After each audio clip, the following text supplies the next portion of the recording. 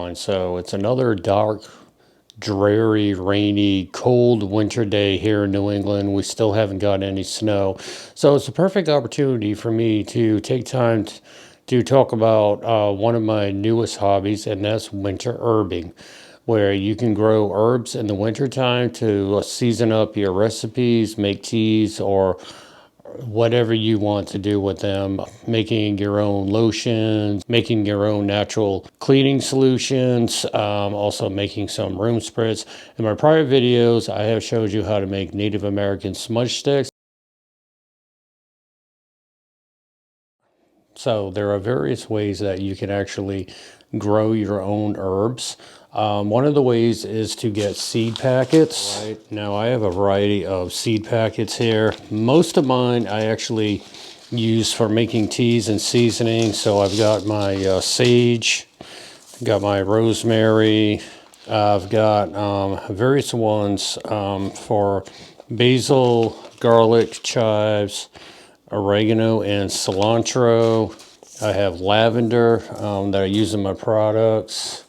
I got dill, spearmint that I use in my teas, lemon balm for various other things. So you can actually plant these either in your garden or in containers. They are container friendly. So growing them inside is totally perfect. Also, there is another way that you can actually start growing your own herbs.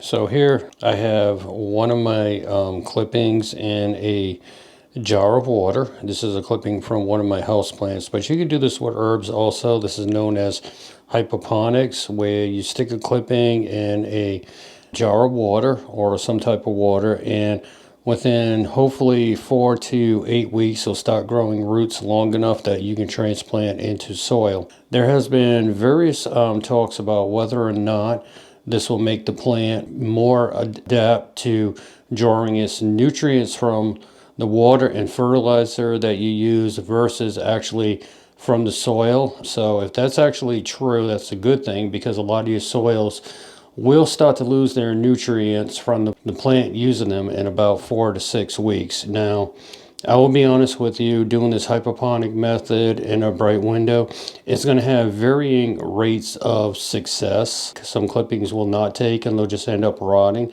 Other ones will actually take. It's also up here in New England. September and October is the end pretty much of the gardening season. You're going to start getting your frost. A lot of your plants are going to stop producing the vegetables. The frost is going to kill off your plants. So you can take clippings from your garden, from your plants that are still alive from before the frost hits, and you can try doing that with hydroponics. You can also get this powder that is made for rooting. And what you do is you take the clipping and you dip it in the powder, and then you stick it right in the soil. That's also some of the preferred methods. Or one of the other things you can do, which is something that I've done also, is around September, October, beginning part of November, a lot of your nurseries and garden centers will start discounting their plants because it's the end of the season and they just want to get rid of the inventory. Because it's not going to do well over the winter. They're going to start switching over to the winter variety of plants of like shrubs, Christmas trees, and house plants. So you can actually pick up some of your herbs from your local nursery at the end of the season, which is something that I did this year. So I kind of got a variety of two going together, where I took clippings from my garden and also where I picked up plants from the nursery. And I'm going to show you some of the plants that I'm actually growing right now. So as you can see, these are some of the indoor plants that I have growing right now. Now, one of the things you're actually going to need to have success with that is a real sunny location for plants that require a lot of sun. And unfortunately, in my apartment, I do not have a place where I can grow herbs in a sunny window location. So one of the things that I've actually done here is I've actually have a grow light. There are various types of grow lights that you can actually do. There's the long fluorescent type that are about 4 to 8 feet long that you can hang from the ceiling. I don't have a place here in the apartment where I can do that. So what I did was I took one of my light stands from photography. I've got a clamp light and I just have a grow bulb and a clamp light which is providing my light. So here you can see the various plants that I am growing. I have parsley, I have lavender, I have sage, I have basil, I have bay leaves, rosemary, also have spearmint, more sage, chives, and I also have a variety of the scented geraniums, which you can use the leaves for tea. I have ginger and I have a chocolate mint. And then also down here you can see I have my house plants that are just getting a little bit of sun right now from my grow light. So some of the materials you're going to need for proper success is you're going to need a pair of pruning shears to either get your clippings or to harvest your herbs, or scissors, nice and sharp. Here you can see I have a spray bottle for misting my plants. I also have a gallon jug for mixing my fertilizer in with water. And the little pill-looking bottle on the side is the rooting powder, which I've had varying success with. And I also use Miracle Grow plant food as my fertilizer. It's probably been the best that I experimented with, although there are tons out there. So here in the back here, I have a pot that I tried rooting with the rooting powder. And again, it's various success. Some of it's yellowing, it's not really taking so well. So when you do the clipping method, don't be surprised if some of your plants do not take. And also in the back here I've got some lavender, which some of it is taking, some of it is not. And I also have some sage back here, which again, some of it taking and some of it's not. The other thing is this room that I'm growing in stays at only about 60 to 68 degrees. So some of the plants are more cold weather hardy, which makes it good for them. Other ones require higher temperature, so they're starting also to go dormant. So I'm going to leave the ones that are in various stages until probably the springtime and see where they go. So one of the things you probably did not know is basil will actually flower. This was a mature plant that I got from a nursery, so I'm not sure how much time I'm going to have left with this, but the flowers itself are actually edible as well. They have kind of a minty taste to them, so they're great in using in teas, which I'll show you one of the teas that I have made up. So once your plants mature, you're going to go ahead and harvest them by picking off the leaves that are crowding in and preventing it from growing. You're going to go ahead, pick off any leaves that are starting to yellow or starting to wilt a little bit. Go ahead, thin your plant out just enough so that you have light that's going in between and allowing the brand new leaves to get the light and the UV rays and the nutrients that you need. Now be careful as you're actually plucking your leaves. You do not want to damage the bark as much as possible. You also do not want to harvest so much that you're going to kill your plant. A good method to follow would be no more than a quarter to half the leaves. If you start going any more than that, you're risking the plant not getting enough light for photosynthesis and also not getting enough nutrients from the water, and it'll actually kill your plant. So be careful with your harvestings. You can use clippers, you can break them off by hand, whatever is easiest for you and the type of plant that you're actually harvesting.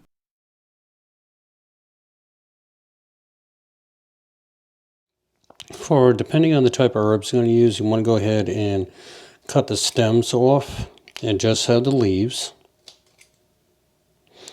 Now there are 3 different ways you can actually dry these if you want to have dried herbs that last for a longer time than say the fresh ones. First method is you need to have a cool, dark location. that you can do like they did back in the colonial times through the 1950s, which is to kind of hang them in either a root cellar, either your basement, and let them air dry for about a couple weeks to a month. I am not a fan of that method, pretty much because my apartment and the location where I'm living in, we tend to get a lot of gnats that come in, and I'm just afraid that's going to get into my herbs that I dry that I'm actually going to use for food and not for say perfumes, cleanings, or cosmetics. The other thing you can do is you can also dry them in an oven. If your kitchen oven goes down to about 100 degrees, you can lay them out on a baking sheet and parchment paper and slowly let them dry out at about 100 to 130 degrees for an hour or two. Just keep an eye on it so that they don't actually start to burn or cook. But I prefer the quick drying method, which I want to show you right now. So I have my herbs all cut up. I have them on a paper towel. And what I'm going to do is I'm actually going to dry them in the microwave. So for this method of microwave drying, what you're going to do is you're going to take your herbs that you have on your paper towel. You're going to put them in the center of the rotating dish. Make sure your paper towel is not too big where it's actually going to cause it not to rotate. And what the paper towel is going to do is it's actually going to absorb the moisture. Now, I wouldn't worry too much about the fact that if you're going to lose any of the oils for the flavoring, because what happens is it's actually drawing the water from the plants, but as you dry something, it increases the sugars, the scent, and the flavor. This is why diabetics cannot eat pretty much any dried fruit because it increases the sugars. But this is a vegetable, so it does not really have the sugars that you have to worry about, like say apples, bananas, or whatever. Now that I got it in the microwave, what I'm going to do is I'm going to do the quick method. I'm going to set my timer for 30 seconds.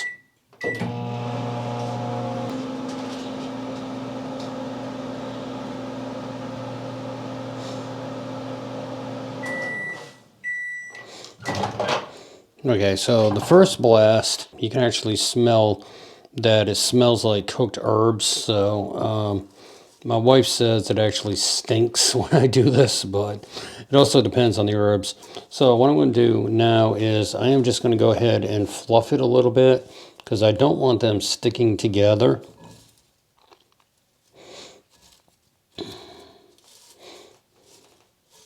And then I'm going to go ahead and do it for another 30 seconds.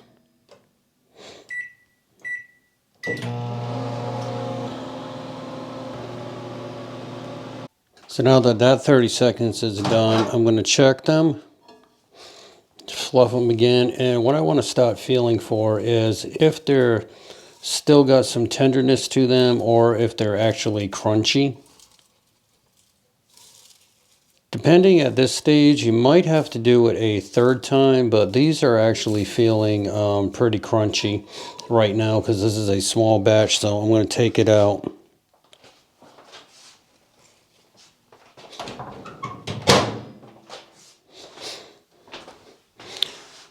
So this is one of the ones that I had air dried.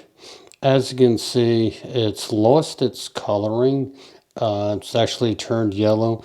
Now, it is still edible, but the only thing about it is it doesn't look as yummy. If you were to do the air drying method, this is what you might end up with. It's kind of a yellow, lost its coloring, but it still has its scent and it still has its flavor, so you can use it. So just be aware that if you do the air drying method, it might actually not look as yummy as say either doing it in your oven or doing it in the microwave where it retains its color.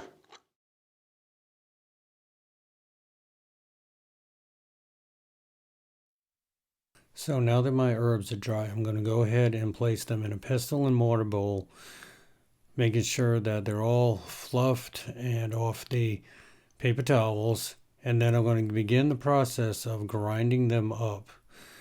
Now, the method I'm going to use to grind them up is I'm going to start by slowly rolling the mortar over them and then actually going ahead and pounding down, grinding them into a fine powder.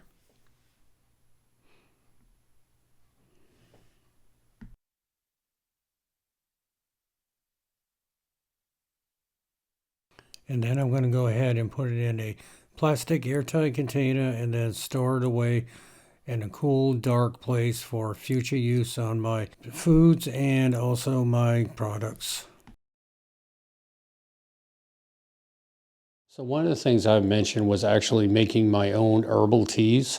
Herbal teas are great because they help with cleaning your body. They're more natural than some of the other teas that you might get in the supermarket where they've added things to the tea leaf. Also, the best thing about herbal teas is they're also caffeine free for people that just get too jittery on the caffeine, but they'd like to relax with a nice fragranted and flavorful tea, especially in the afternoon or evening hours on a day like today in New England where it's just cold and dreary. A lot of people like to just light a candle, curl up with a good book and a nice tea. So, and this container right here is one of the tea mixtures that I have actually made from my herbs that I have grown. So what I have here in the container is these are different varieties of mint leaves. I have the chocolate mint, which is the geranium that I took the leaves from. Has a little bit of a chocolatey flavor, but mostly mint. I have spearmint and I have also peppermint and a couple other different mints. One of the things I'll do is when I make my tea with this mixture, you actually put it in a tea bowl and then you pour the hot water over it and you let it steep. And then I will also take what I mentioned before about the basil flowers that actually have a mint tea and just put it in on top and let that steep with it. And you have a nice mint tea for this time of year. Especially in the wintertime, the mint tea is great for opening up your sinuses, helping with your breathing, especially if you got a cold. Also helps with digestive issues. It's a lot more natural than, say, some of the stuff that you get in the stores that have different chemicals in it. Now, if I wanted to sweeten it up a little bit, I will use natural honey. Or I will actually use stevia, which is extracted from a plant, but it doesn't go through the process of refining that, say, sugar does, which sugar is bad. And 1 teaspoon of stevia is actually equal to the sweetness of 2 to 3 teaspoons of sugar. So it's better for diabetics as well. But this is a natural herbal tea that I have made up. Which I actually enjoy in the wintertime to help with any digestive issues. But for me, I have asthma, so between colds, the cold air, and different allergies of, say, dust being in the house, it actually helps with my breathing. So I hope you enjoyed this video about how to actually grow herbs indoor in the wintertime and actually use them for natural remedies like, say, teas, or also using them to flavor your food. You can combine the different spices to make your own Italian seasoning. You can add them to your soups. You can add them just to different rubs on meat. And it's a great way to, say, go back to nature and also have more natural products in your house as opposed to store-bought, especially now. At the recording of this video, we are going through high inflation. We're also going through a supply chain issue where you may not be able to find your spices, or they've actually increased probably about 50% the cost to get them.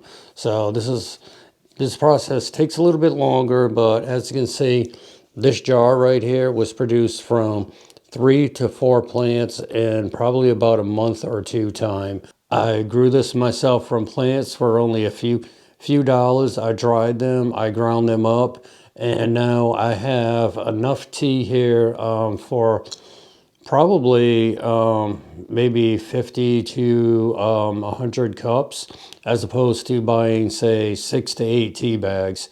So I hope you get back to nature. I hope you start growing your own vegetables, your own herbs. You can grow them in the wintertime. A lot of your herbs are container friendly, so you can grow them in the winter. You do not need to grow them outside. You just might need to harvest them a little more.